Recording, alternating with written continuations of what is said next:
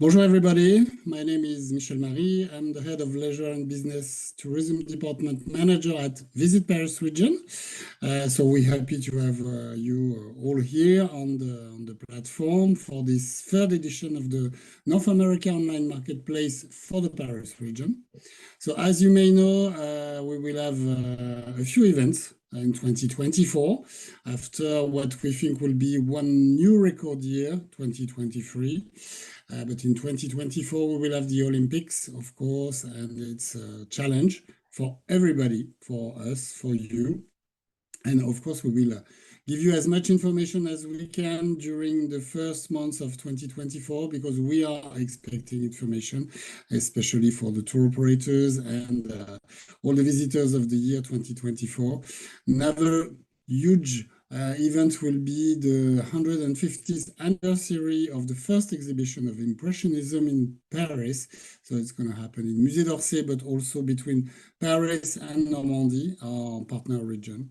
But today, so you are 60 on the platform, and we're happy that everybody will be able to have a lot of meetings. And so I just say, have a nice day. Work is going to be quite long, but I'm sure everything will be right. Thank you so much. Bye-bye.